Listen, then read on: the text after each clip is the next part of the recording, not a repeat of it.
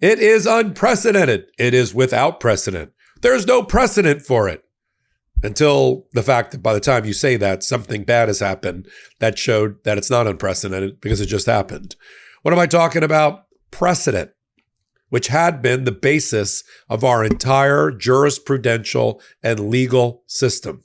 That we don't just make up laws or make up court decisions on the fly. We rely on analytics of going back and looking at prior cases. We call them precedent. Applying the precedent to the facts as we know them. Applying that law to the facts is part of what I learned as a law student 35 years ago. But throw that to the wind along with caution. We have people like Clarence Thomas of the Supreme Court who says out loud, I don't think precedent is gospel I have to follow. You don't? While they're busy going after lower court judges and appellate judges who don't follow their precedent. Which is it, folks? Do we not follow it or do we follow it? In addition, you've got senior status judges who are in their 80s who are fighting back against the Supreme Court, like Royce Lamberth, who took time out from chastising the Trump administration, and Kari Lake in their attempts to destroy the voice of America, which Judge Lamberth put back into business with a new order. But he also took time out to chastise the Supreme Court. There's a war brewing between the Supreme Court and the lower courts. It's all the Supreme Court's fault. I cover it on the Intersection podcast, and here's a clip. I call it the revenge of the senior status judges, right? We talked about at the top Judge Young, and now I want to talk about Judge Lamberth, Royce Lamberth, also a Reagan appointee, also senior status in D.C.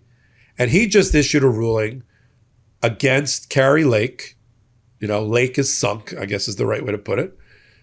In which, based on her own deposition testimony, which he found to be completely incredulous or straining credulity, he's blocked the continued dismantling of Voice of America, which used to be our way through diplomacy to get our brand of democracy into communist and other dictatorships, to give people reason to believe in our brand of democracy. I thought that's what Donald Trump was all about. Our brand of democracy. Nope. He wanted to defund all of it because he found a liberal DEI bias.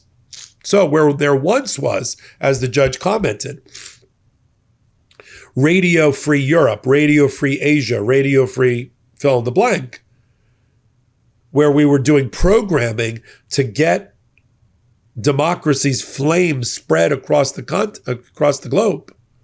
You know what it's down to now under Donald Trump? Despite hundreds of millions of dollars of funding by Congress demanding that there be Radio Free, fill in the blank, Voice of America in China, North Korea, Africa, and Russia. You know what the entirety of the Voice of America operations are right now based on Royce Lamberth's decision?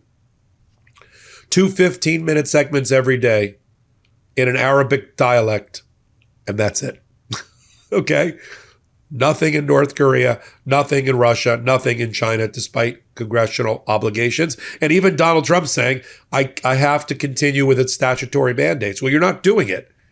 And so Royce Lamberth even said, how about in the deposition where Kari Lake was asked if the African continent, where there's no content, South America, where there's no continent, represent significant interest of the United States or significant interest globally. She said she didn't know. She never gave it much thought.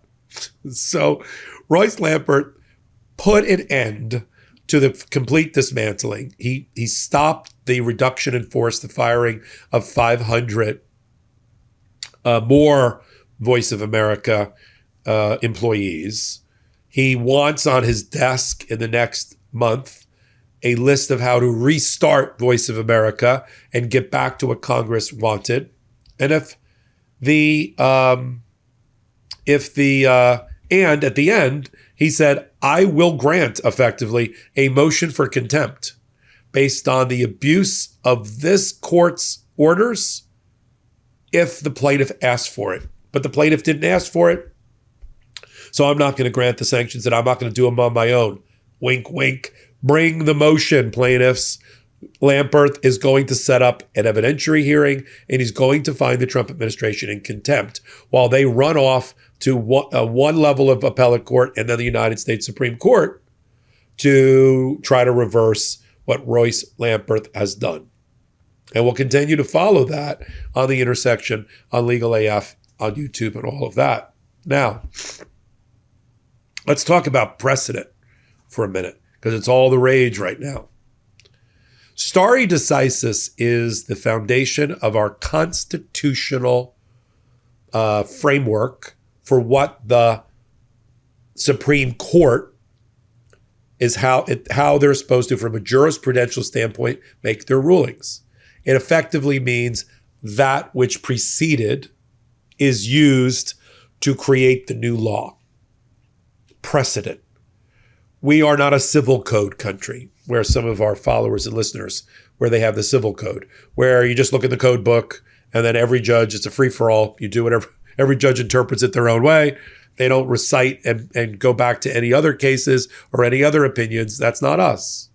We're supposed to be building a model of precedent to be used in the courts, both at the lower court level and at all the way up to the Supreme Court level. In fact, when a judge like Judge Young, who I just talked about at the top of this podcast, did not think that the United States Supreme Court's one-paragraph decision in a matter involving the Department of Education on an emergency docket without a full opinion represented precedent to apply to a wholly different department about a wholly different thing, although funding was also involved, he got chastised by Justices Gorsuch and Kavanaugh, who said defiance of Supreme Court rulings will not be tolerated by federal courts. Judge Young was like, defiance? I was supposed to interpret from that one paragraph, which had nothing to do with my case, did not give me factual background, did not give me the jurisprudential logic behind it. We call it the ratio decidendi or the gravamen. How am I supposed to apply it to future cases? I was not being openly defiant. I just think it's funny now that he just wrote a 161-page love letter to the Supreme Court. If they thought he was being openly defiant then, he got his groove back now. Even Royce Lamberth, who I just told you about in the Voice of America case, took time out to chastise the United States Supreme Court, because Donald Trump in that case argued, you can't block our firing. And the judge said, effectively, why not? Because there's already been 5 or 6 cases that the Supreme Court, like the Department of Education and other departments, has said that federal judges can't block firings. And he said, that was on emergency docket. I don't have, again, I'm going to repeat what all the judges are saying.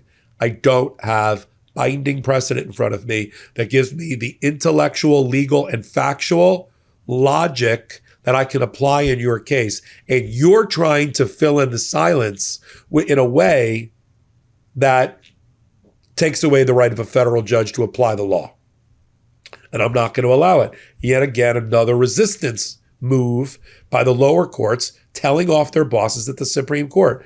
You want to run this Constitution and this constitutional republic by one paragraph emergency orders that aren't really orders on the merits, then don't blame us if we don't follow that precedent. But precedent isn't even being followed by the MAGA 6 on the Supreme Court. Justice Clarence Thomas must have forgot his mic was on. It's not a hot mic moment. He was being interviewed at Catholic University, and I guess he got all cozy, comfy with a warm cup of cocoa with the Catholics at this interview and let it rip about, I don't think precedent is gospel that needs to be followed. You don't? Let's play the clip. You see originalism and stare decisis as in tension with each other, and what factors do you bring when you write an opinion that suggests maybe a line of cases should be revisited? Well, if I find it doesn't make any sense, I think we should demand that no matter what the case is, that it has more than just a simple theoretical basis. Right. I don't think that I have the gospel, and I don't think that any of these cases that have been decided are the gospel. And I do give respect to precedent, but the precedent should be respectful of our legal tradition and our country and our laws and be based on something. So if he's not following the precedent, then why are they chastising, and how can they chastise the lower courts from not following theirs? Right? So I love that Clarence Thomas just said the quiet part out loud. We know you haven't been following precedent, Clarence. Most of the MAGA 6 on the Supreme Court haven't. You've created, as Judge Young pointed out today in the First Amendment case I discussed at the top of the Intersection podcast, that under your originalism interpretation, you just, which only popped into pop culture and legal culture about the late 1980s, when Robert Bork was trying to get on the Supreme Court, the ball carried forward, like lateraled to Antonin Scalia. And now they finally got the numbers. For a while, it was just like Alito and Clarence Thomas and Roberts. And now it's Roberts, Gorsuch, Kavanaugh, Alito, Thomas, and Amy Coney Barrett, all originalists. What the heck does that even mean? Well, the Constitution is a brittle document. It's not, or as Antonin Scalia once put it, it's not living, breathing. It's dead, dead, dead. That's what he literally said, Antonin Scalia. I'm getting over a cold, I'm sorry. Not how I was taught the Constitution at, where am I? At Duke Law by Walter Dellinger, the late Walter Dellinger. It's a living, breathing document. It can be changed by amendment, and we have to move it forward with respect for the words, but given the mores of today, and evolve it through the Supreme Court interpretation, consistent with our historical norms and traditions, but understanding that they shift. 100 years ago, gay marriage would not be registering a 60 or 65% approval rating. It does today. Things change. We're not wearing, we're not firing muskets. We're not wearing old-timey clothes. Things change. But to the originalists, because it gives them a way to avoid liberal, and I mean that in a lowercase l, liberal, and avoid liberal progressive ideas, to say, well, that's not what our founders would have thought, because I have a dictionary from 1787, and here it is. The problem with originalism is that it's a fraud, and it's not true, and it's not what the historical underpinnings of the United States Constitution are about. I just obtained a copy. Just again, we talked about watering the tree of your own liberty. I picked up at my local bookstore the Constitution of the United States, but really what it has is the compilation of the Federalist Papers and other writings, which I want to reread, all the major Federalist Papers, some written by Alexander Hamilton and others, that led to the Constitution and the principles of the Constitution. So originalism is a fraud. Unitary president model is a fraud. That was a fringe theory through the 1980s and 1990s, but the Federalist Society pushed it, and then you got these guys like Roberts and Kavanaugh and Gorsuch who all worked in a White House, and so they love the power of the president. They think after Nixon, when we had our last corrupt president, that the pendulum swung too far away from the power of the president. It's got to be reclaimed. And now look what happened. They created Frankenstein, Franken-Trump, right? So against all of those backdrops, I'll just leave on that topic. I'll leave it at this. To the originalists out there, and if you're out there in the audience, you can comment. If you're always looking for the text and the meaning of the words, and everything is in its original meaning in the Constitution, then how do you explain your own powers as a United States Supreme Court? Because it is nowhere to be found in the original text of the Constitution. No matter how hard you look, your powers to lay down the law based on cases and controversies and to interpret the Constitution and to interpret it as a co-equal branch of government, that came from a person, John Marshall, our most influential and revered Chief Justice, the first Chief Justice, who in 1807 or so in Marbury versus Madison declared that that was going to be the role of the United States Supreme Court. It doesn't have an army. It doesn't have a police force. So it has to govern because by the will of the governed. And how do you explain that your own position, your own power comes from an interpretive model adopted by John Marshall? And for those that are interested, go to Washington, go to the United States Supreme Court, see if you can go when oral argument is out, which is first Monday in October until around the end of May, and look at the giant statue of John Marshall, 3 times, 4 times life size, sitting in the middle of the rotunda of the Supreme Court. Welcome back, the Intersection Podcast. The brothers gave me my own show. It's on Tuesdays at 8 p.m. Eastern Time. I sit at the intersection of law and politics so that you don't have to. I'm the founder of Legal AF, the podcast YouTube channel as well. But here, I don't hold anything back, right? No holds barred, no smoke or sunshine. Tuesday nights, 8 p.m. Eastern Time on the Midas Touch Network. And we're doing great because of you. We're already in the top 70 of all podcasts on YouTube, and we're doing well on audio, but we can use a little more help on the audio side, a little more help on the video side as we continue to climb the charts. The bigger we get, the more your voice is heard as well.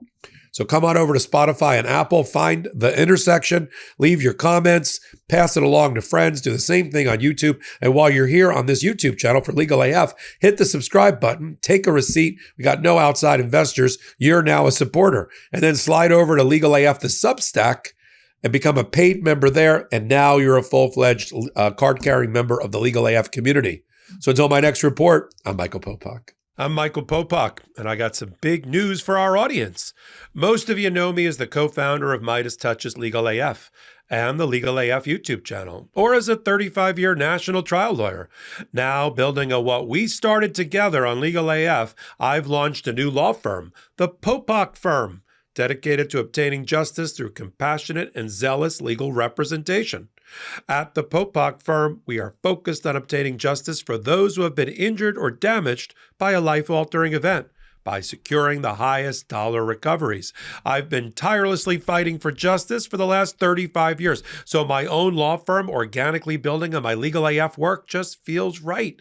And I've handpicked a team of top-tier trial fighters and settlement experts throughout all 50 states known as big auto injury attorneys who have the know-how to beat heartless insurance companies, corporations, government entities, and their attorneys.